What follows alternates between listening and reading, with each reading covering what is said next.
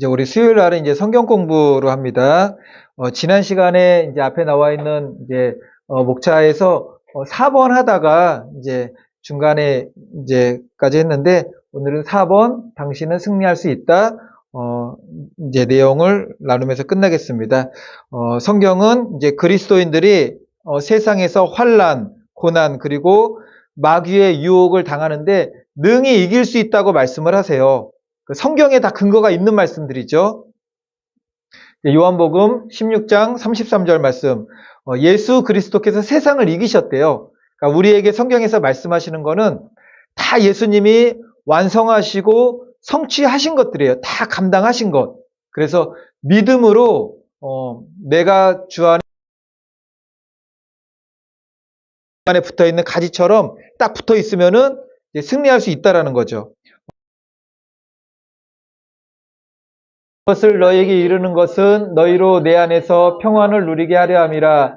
세상에서는 너희가 환난을 당하나 담대하라. 내가 세상을 이겼노라. 세상을 이길 수 있다라고 말씀하시는데, 여기서 세상이 몇 번 나오죠? 단어가 2번 나와요. 2번.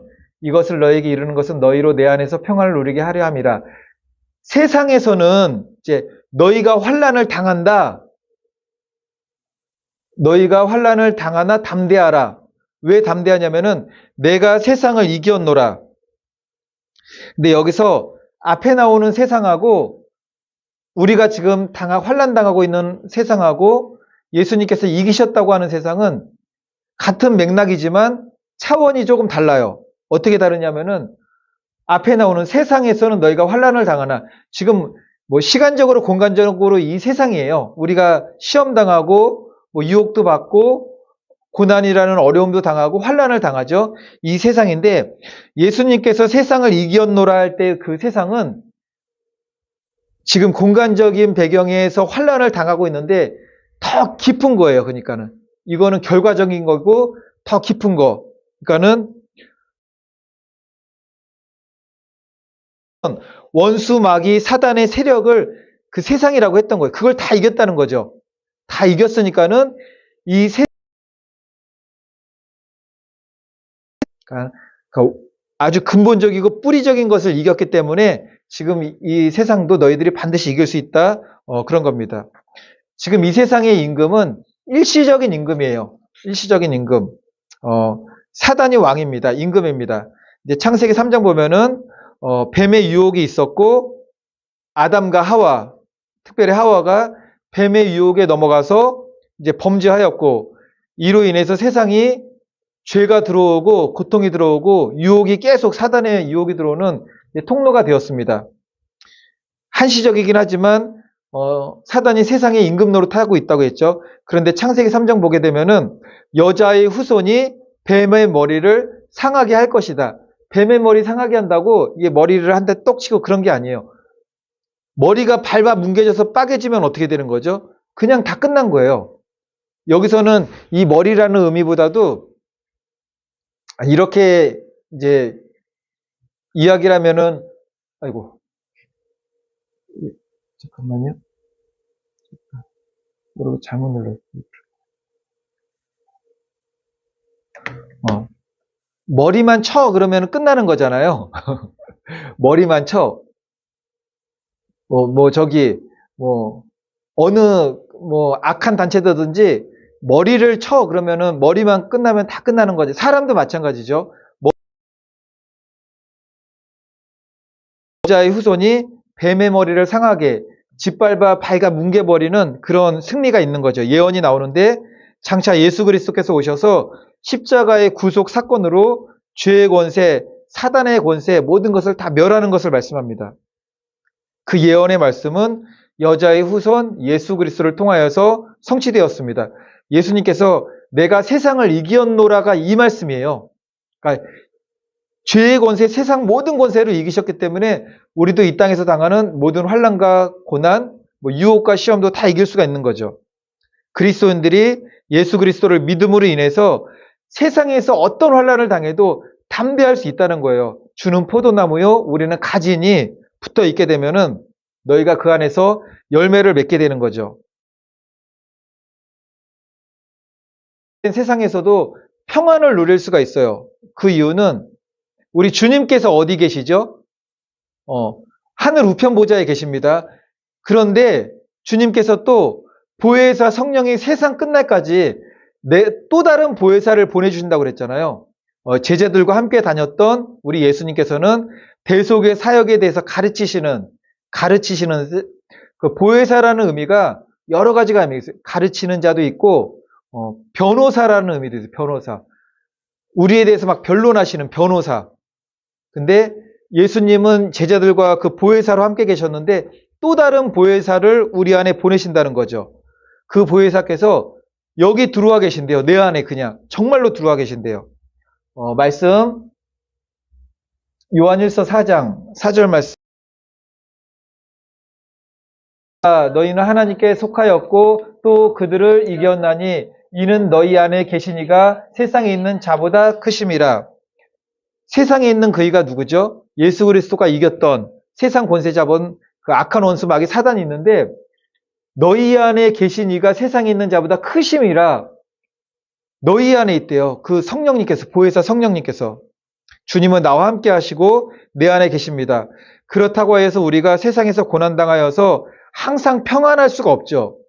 주님이 내 안에 있는다고 죄의 유혹이 있는 곳에 막 우리가 아무데나 간다고 우리가 승리하나요? 죄의 유혹으로 들어가기만 하면 우리가 다 승리할 수 있습니까? 그렇잖아요. 성경은 죄의 길, 사악한 길, 악인의 길에는 다니지 말라고 경고를 합니다. 이제 뱀의 유혹에 넘어가기 전 하와는 죄가 완전히 없는 상태였어요. 완전 무결이었죠. 정말 완전 무결. 하나님의 형상이 그대로 담겨 있고 죄와는 전혀 상관이 없습니다. 이런 하와를 뱀이 유혹했습니다. 하와의 뱀의 유혹의 말에 듣고 선악과를 보니까는 어떻게 보였죠? 선악과가 여자가 먼저 봤어요. 하와가 그 나무를 본즉 먹음직하고 보암직하고 지혜롭게 할 만큼 탐스럽기도 한 나무인지라.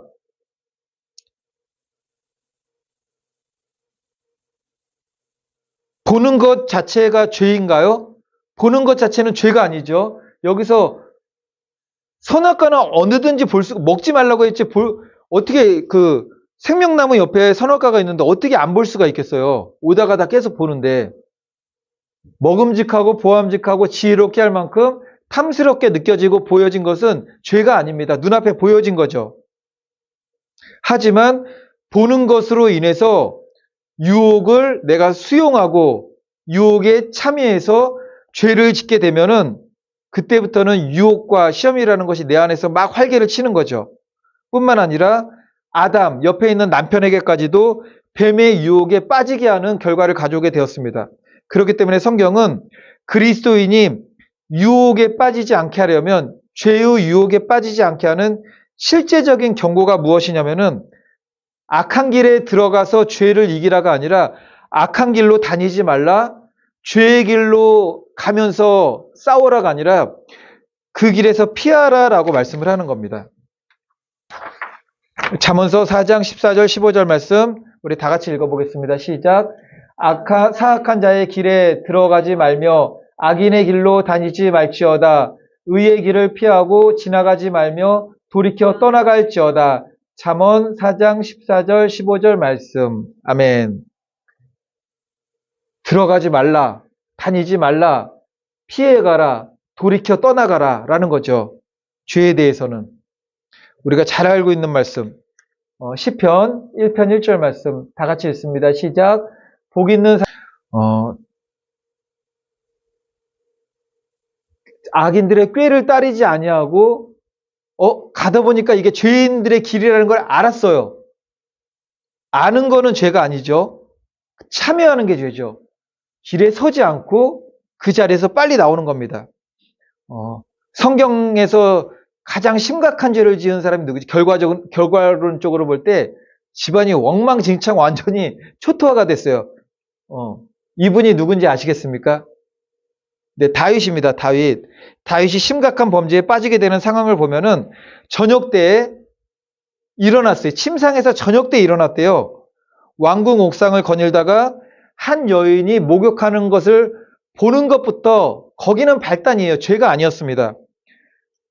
왕궁 옥상에 이렇게 막 거닐어 다니는 게 그게 죄인가요? 일부러 본 것도 아니었어요. 알고 본 것도 아니었죠. 가다 보니까는 자연스럽게 내가 바라보고 있는 방향에 어느 한 여인이 목욕을 하고 있는 모습이 눈에 들어왔습니다. 의도치 않게 들어온 거죠. 여기까지는 죄가 아니에요. 죄가 아닌데 이렇게 되었을 때 성경은 어떻게 해야 된다고 했죠? 사악한 자의 길에 들어가지 말며 마음속에 이게 죄의 유혹에 들어오는 걸 느껴지잖아요.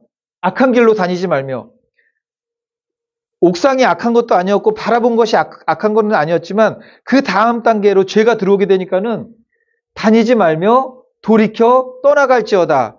잠언서에서 이렇게 고백을 했습니다. 고개를 돌리거나 그런 광경이 안 보이는 곳으로 빨리 옮겨가야 되는 거죠. 요즘에는 옥상을 거니다 죄에 빠지는 경우는 없죠. 대신에 무얼하다가 죄에 빠지죠. 빨리 떠나야 되는데 떠나지 못해가지고 인터넷 이렇게 클릭해가지고 처음부터 막 죄를 클릭하는 경우는 없는 것 같아요. 의도를 가지고 뭐 검색해보는 경우도 있지만 막 클릭하다 보니까는 뭐가 띵 떴어요. 뜨면은 보통은 다 넘기죠. 그런데 나하고 코드가 맞는 죄의 유혹이 딱 뜨게 되면은 클릭해서 보고 또 클릭해서 보고 클릭해서 보고 클릭해서 들어가다가 거기서 빨리 빠져나오지 못하고 범죄에 빠지는 경우가 있습니다. 네, 어쨌든 다윗은 의도치 않게 옥상을 거닐다가 한 여인이 목욕하는 광경을 보게 되었습니다. 네, 그 다음이 중요하죠. 더블 클릭해가지고 더 들어갔어요. 우리도 어떤 거에서 알려면 더블 클릭하면 뭐가 나오죠? 거기서 막 검색하는 거잖아요. 그래서 다윗도 검색을 했어요. 이 당시에는 어떻게 검색을 했을까요? 눈앞에 여인이 딱 들어왔어요. 이 여인에 대해서 검색을 해야 돼요. 어떻게 검색을 했냐면은 자기 신하가 있어요. 신하가 있는데 누군지 알아보려고 여인의 집으로 보냅니다. 이때부터 이제 시작된 거죠. 여인의 집으로 왜 보내죠, 거기를? 그랬더니 보냄받은 그 병사인가 신하인가가 돌아와서 보고를 합니다. 뭐라고 보고하냐면은 이게 보고 내용이에요. 검색어를 쳤더니 이렇게 딱 나온 거죠. 다윗이 사람을 본 그는 엘리암의 딸이요. 여기까지는 문제가 없어요. 근데 햇사람 우리아의 아내 밧세바가 아니니까 하니 저 여인이 햇사람 우리아의 아내입니다. 여기까지도 아직까지는 죄는 아니었어요. 심중에는 죄가 있었겠죠. 저희 여인이 누구인가.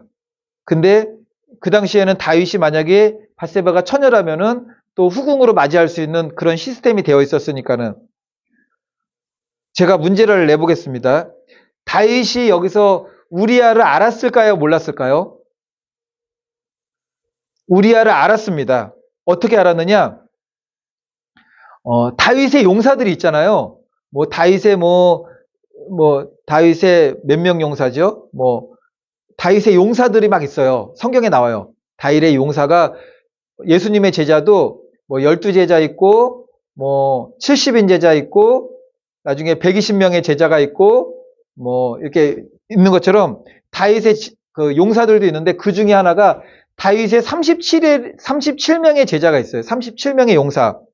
그 중에 한 명이 우리아입니다. 우리아. 다윗의 용사 중 37명의 용사 중에 한 명이 우리아예요. 지금 같으면 그거겠죠. 이제 나라의 최고 이제 군 통수권자가 있으면은 그 밑에 어느 장관 이렇게 있을 거 아니에요. 다 아는 거죠. 우리아는 다윗의 충성스러운 신복이었고 장군이었습니다. 목욕하는 그 여자가 알아봤더니 햇사람 우리아의 아내 밧세바입니다. 그런데 여기서 이제 딱 끝냈어야 됐어요. 근데 끝내지를 않았습니다. 사람을 보내서 어떻게 했느냐면은 우리아를 데려오게 했어요. 그날로 임신이 되었습니다. 그 사실을 은폐하려고 우리아를 데려와가지고 너 전쟁에서 쓰고 왔으니까는 아기가 자기 아기가 아닌 것처럼 하려고 그 밧세바와 집으로 가서 편히 쉬고 와라. 얼마나 37명의 용사니까 얼마나 충성스럽겠어요. 집에 가지 않고 다른 병사들도 다 있는데 내가 어떻게 가겠습니까? 집에도 가지 않습니다. 어쩔 수 없으니까 이제 우리아를 전쟁터 최고 앞에 선봉에 세워서 싸우다 죽게 만들었습니다. 죄는 어떤 것이냐면은 부딪혀서 이기는 게 아니에요. 알게 되면은 빨리 그 자리에서 발을 빼야 됩니다. 빨리 빠져나와요. 죄와 싸우라는 것은 죄와 정면 충돌하는 것이 아니라 죄의 자리에서 벗어나라, 죄의 자리에서 피하라. 피해야 되는 것과 벗어나는 것과의 싸움이에요. 내 마음은 그냥 잊고 싶은 거예요. 더 깊이 들어가고 싶고 막 더 더블 클릭하고 싶고 알아보고 싶고 먹음직, 보암직한 걸 갖다가 이제 취하고 싶은 거죠. 근데 그러지 않는 것과의 싸움인 겁니다. 그 믿음의 사람 다윗도 유혹 앞에 속절없이 넘어졌습니다. 그때가 언제냐면은 다윗이 전혀 성령 충만하지 않을 때, 예전처럼 전쟁터에도 나가지 않고 나태할 때였습니다. 다윗은 이런 사람이었어요. 시편 57편 9절 보면은 9절을 제가 했네요. 8절부터 읽으면 8절이 뭐냐면은 내 영광아 깰지어다 비파와 수구마 깰지어다 내가 새벽을 깨우리로다. 다윗은 새벽에 일어나서 하나님 찬양하고 기도했던 사람이에요. 근데 이때는 밤에 침상에서 일어나서 옥상을 거닐고 이제 성령이 전혀 충만하지 않은 거죠. 게으르고 나태하고 안일하고 하나님에 대한 두려움도 없고 그럴 때 죄의 자리에 빠지게 되는 것입니다. 근데 이것과 반대로 같은 믿음의 사람인데 성경에서는 아브라함도 실수를 하고 다윗도 더 말할 필요가 없이 실수를 했는데 성경 보다가 실수를 안 한 사람이 있어요. 실수를 안 한 사람이. 누가 실수를 안 했죠? 성경 보면은 사람이 완전한 사람은 없겠지만 성경에 기록된 내용에서는 이 사람은 참 이게 귀한 사람이네. 이삭 보니까는 이삭도 실수가 있어요. 아브라함 닮아가지고 실수가 있었어요. 보니까. 요셉. 성경을 보면은 요셉이 너무나 대단합니다. 보디발 장군의 아내가 요셉에게는 주인마님이죠. 주인마님이고 요즘 말로 하면은 아주 사모님이죠. 사모님. 그 여자가 날마다 성경에 나와요. 날마다 동침하자고 청하였대요. 하지만 요셉은 그와 있지도 않았대요. 그런데 어느 날 어떤 일이 벌어지냐면은 시간하고 때가 딱 맞았어요. 집에 아무도 없어요. 집에 아무도 없었고 그날은 보디발의 아내만 있었습니다. 그런데 요셉이 무슨 일이 있어가지고 그 일을 하려고 집에 들어가야 되는 때가 있었어요. 딱 들어갔는데 아무도 없어요. 보디발의 아내만 있습니다. 둘만 있는 상황이 생겼어요. 그랬더니 성경을 보면은 그 여인이 그의 옷을 잡고 이르되 나와 동침하자. 그러나 요셉이 자기의 옷을 그 여인의 옷에 버려두고 밖으로 나가매 그 여인이 요셉이 그의 옷을 자기 손에 버려두고 도망하여 나감을 보고 옷을 이게 버려두고 나갔다는 건 잡으니까는 이렇게 나간 거죠. 옷이 그냥 이렇게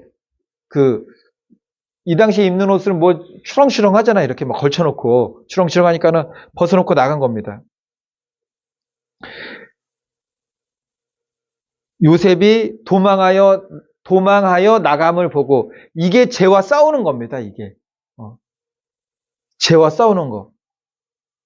유혹이 있는 거죠. 청년의 유혹인데 죄와 싸우는 거. 그 자리를 피하는 겁니다. 죄가 있는 곳은 반드시 떠나야 됩니다. 죄가 있는 곳에는 반드시 도망쳐 나와야 됩니다. 성경은 그렇게 말씀을 합니다. 요셉은 왜 그렇게 했느냐? 창세기 39장 이제 앞에 9절 말씀 보면은 안 됩니다. 나랑 동참하지 안 됩니다. 그러다가 이제 이 상황이 벌어진 건데 이 바로 직전에 요셉이 뭐라고 고백하느냐면은 내가 어찌 이 큰 악을 행하여 하나님께 죄를 지으리이까 그래요. 이 집에서 나한테 다 허락됐지만 당신은 나에게 허락되지 않았습니다. 그리고 무엇보다 하나님이 살아계십니다. 내가 어찌 이 큰 악을 행하여 하나님께 죄를 지으리이까. 성령 충만은 하나님 두려워하는 겁니다. 죄가 있는 곳을 도망쳐 나와서 하나님과의 관계를 유지할 수 있는 곳으로 나오는 것, 이것이 성령 충만입니다. 요셉처럼 감옥 안에 갇혀 있지만 고난의 상황에서도, 빛이 없는 감옥에서도 그리스도인으로서 빛을 발하는 것, 빛이 없는 감옥에서도 빛과 소금으로 살아가는 것, 이게 성령 충만인 거죠. 그러므로 유혹에 빠지지 않는 실제적인 방법은 죄가 있는 곳에 우리는 발을 디딜 수가 있어요. 왜냐하면 의도치 않게 가고 있는데 그곳에 딱 디딜 수가 있는 거죠. 이때 싸움이 시작되는 겁니다. 빨리 빠져나와야 되는 거죠. 악인들과 어울리지 않고 악인에게서 떠나는 것, 이것이 성령 충만입니다. 에베소서 6장 보면은 우리가 알고 있는 전신갑주 말씀이 나오죠. 전신갑주. 여기서 그리스도인들이 영적 싸움에서 승리할 수 있는 세 가지 무기를 이제 말씀을 합니다. 세 가지 무기. 한번 읽어보시고 뭐 뭔지 한번 아시는 거, 이게 나오는 거 한 번씩 단어를 말씀해 보세요. 모든 것 위에 믿음의 방패를 가지고 일어서 능히 약한 자의 모든 불화살을 소멸하고 구원의 투구와 성령의 검, 곧 하나님의 말씀을 가지라. 여기서 세 가지가 나와요. 그리스도인들이 원수 마귀 사단의 영적 싸움에서 승리하기 위해 필요한 세 가지는, 첫 번째, 믿음의 방패, 그리고 구원의 투구, 성령의 검, 곧 하나님의 말씀이라. 믿음의 방패. 모든 환난이 오고 모든 고난이 오고 모든 불화살이 와도 이 믿음은 어떤 믿음이냐면은 하나님의 말씀을 굳게 붙잡는 믿음이에요. 하나님의 말씀을 붙잡는 믿음. 흔들리지 않고 다 이겨낼 수 있습니다. 의심, 불안, 초조, 낙심, 그 어떤 유혹의 화살이 날라와도 하나님의 말씀을 믿는 그 믿음의 방패예요. 굳건히 붙들면은 우리가 승리할 수 있는 거죠. 그리고 또 하나, 구원의 투구. 하나님 나라 천국에 대한 구원의 소망이죠. 구원의 투구예요. 죽음의 위기가 왔습니다. 순교를 당할 수도 있어요. 나의 모든 신앙도 저버리고 무너질 수 있지만 구원의 투구, 하나님 나라 천국에 대한 구원에 대한 절대적 소망을 가지면은 이길 수 있다는 거죠.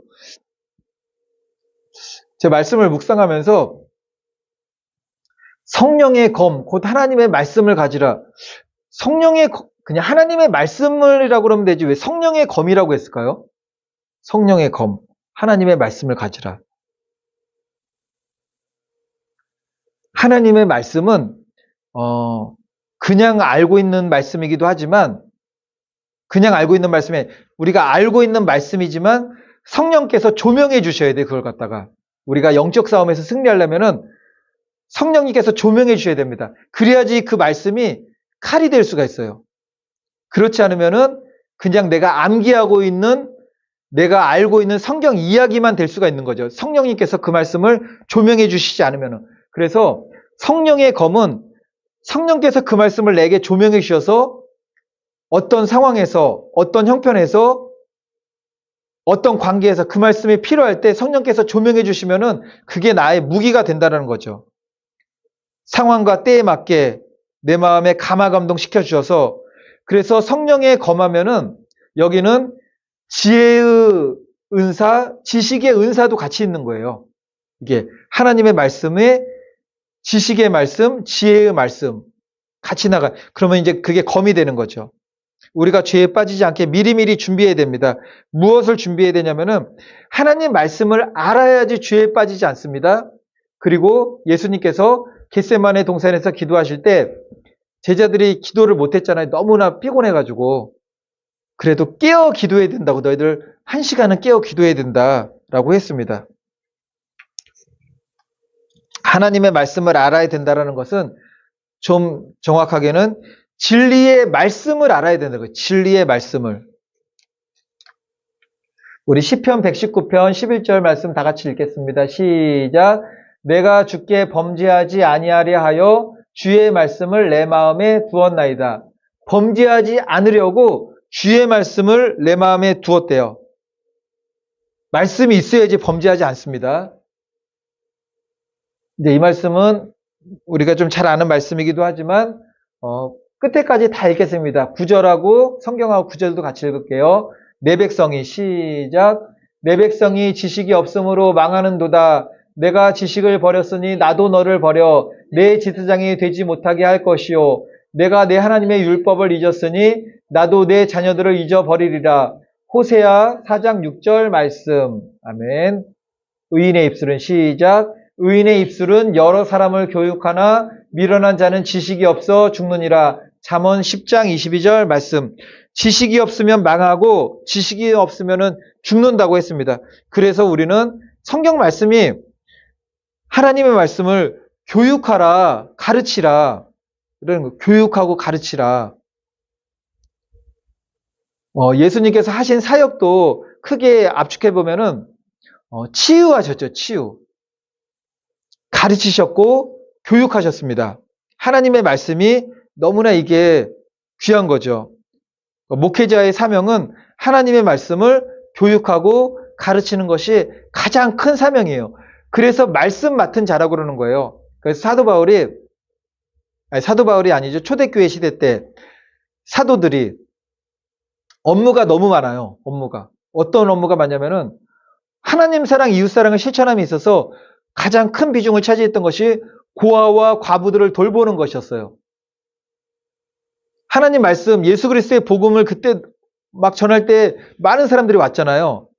온 성도들 중에는 헬라파 과부, 유대인 과부들, 고아들이 많았어요. 그들을 갖다가 처음에는 이제 부흥은 됐지만 조직이 갖춰지지가 않았죠. 사도들이 복음도 전하고 예수 그리스도의 복음도 전하고 이웃사랑을 실천해야 되니까는 과부와 고아들을 돌보는 일도 같이 했어요. 너무 많은 거예요, 사람들이. 그래서 7 집사를 세우게 되는 거죠. 그 중에서 유명한 2명의 집사님이 스테반 집사님, 그리고 빌립 집사님 이렇게 있었죠. 그리고 그때 사도들이 너희 그렇게 하고 우리는 말씀 맡은 자로서 전무하리라. 기도와 말씀에 전무하리라 그러죠. 기도와 말씀에 전무하리라. 목회자의 가장 큰 사명은 말씀 맡은 자로서 하나님의 말씀을 가르치고 교육하는 겁니다. 하나님의 말씀을 가르치고 교육한다는 것은 성경 말씀을 이야기하는 게 아니죠.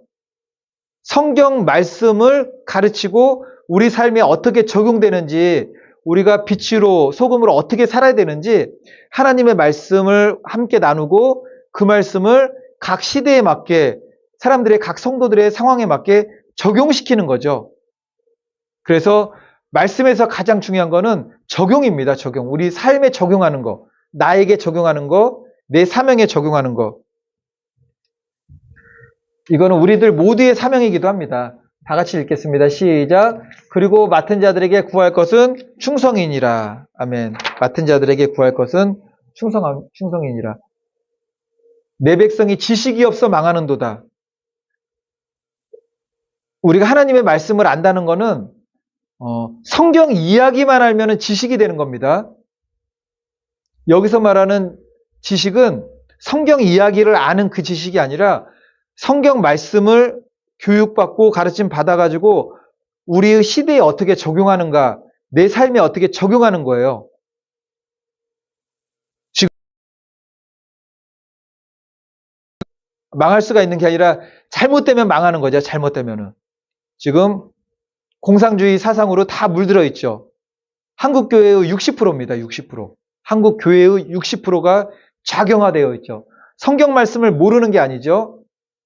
이 말씀을 이 상황과 이 시대와 대한민국에 적용을 하는 걸 모르는 거죠, 그냥. 그러면 이게 그냥 성경 이야기가 되는 겁니다. 그래서 교회 와가지고 성경을 알고 싶다고 한다는 것은 진리를 알고 그 진리를 우리 삶에 적용하는 것을 아는 거지, 몰랐던 성경 이야기만 알게 되면은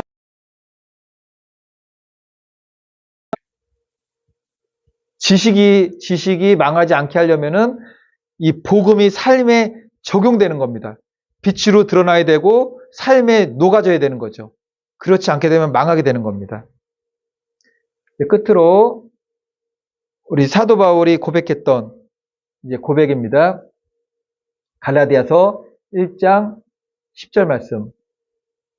다 같이 읽습니다. 이제 내가 시작. 이제 내가 사람들에게 좋게 하랴, 하나님께 좋게 하랴, 사람들에게 기쁨을 구하랴. 내가 지금까지 사람들의 기쁨을 구하였다면 그리스도의 종이 아니니라. 이제 우리 성도님들도 맡은 자에게 구할 것은 충성이니라. 우리가 맡은 것이 무엇이죠? 우리는 다 복음을 맡은 자들이에요. 복음은 진리를. 그래서 진리가 내 안에 들어와서 삶에 반드시 적용. 그래서 교회에서 이 시대에 대해서 외치는 것도 이것 때문에 그러는 거예요. 이제 이 말씀대로 적용해 보면은 저는 그렇게 생각을 해요. 외치는 거는 적용이라고 봅니다. 저는 이건 적용이라고. 하나님 말씀을 알게 되었잖아요. 알게 된 것에 대한 적용이라고 보는 거죠. 근데 우리가 알면서 적용을 안 하면은 망하게 되는 겁니다. 그러면 망하게 되는 거죠. 가르치고 교육하는 것. 그리고 우리는 하나님의 말씀, 복음을 맡은 자이고 그 말씀에 충성해야 된다. 그 말씀에 충성하기 위해서는 사람들 좋게 하는 그 함께 가는, 누구도 상처받지 않는 함께 가는, 연합하고 함께하고 거기에 대해서 큰 이제 어려움이 있을 수가 있는 거죠. 어려움이. 지금 이제 교회가 이런 상황인데, 이걸로 이게 딱 덮여져 있는 거예요. 이걸로 딱 덮여져 있는데, 한쪽은 자양자가 있고 한쪽은 우양우가 있어요. 근데 이걸로 딱 덮어놓은 상태예요. 덮어놓은 상태 해가지고 평안한 거죠, 그냥. 이거를 거두지만 않으면 평안해요. 이걸 거두지만 않으면은. 지금 평안하다고 해서 아무 문제가 없는 게 아닙니다. 밑에는 아주 그냥 치열한 싸움들이 있는 거죠. 치열한 싸움들이 있는데 완전히 우가 되느냐, 완전히 좌가 되느냐 그 싸움이 있는 거예요. 근데 모두를 다 포용하려면은 일단은 가만히 있어요. 나중에 때가 돼서 딱 어쩔 수 없이 열어보는 상황이 있죠. 어쩔 수 없이. 그때는 너무 늦는다는 거예요. 그때는. 이거를 열어가지고 이걸 들춰내니까는 싸움이 벌어지는 것이 아니라 원래 싸움은 되고 있었어요. 우리가 알지 못하는 그때부터 싸움은 아주 치열하게 되고 있었습니다. 공산주의와 자유민주주의 국가의 대한민국의 싸움은 있었던 거죠. 근데 왜 몰랐느냐? 덮여 있어서 우리가 몰랐던 거예요. 근데 알게 되었죠. 알게 되었는데 이걸 딱 제끼는 순간에 밑에 수면에 있던 것들이 올라와서 막 싸움을 하게 될 것입니다. 그 싸움이 본질이 아니라 이제 적용을 해야 되는 거지. 알았으면은 그대로 적용하고 나가야 되는 것입니다.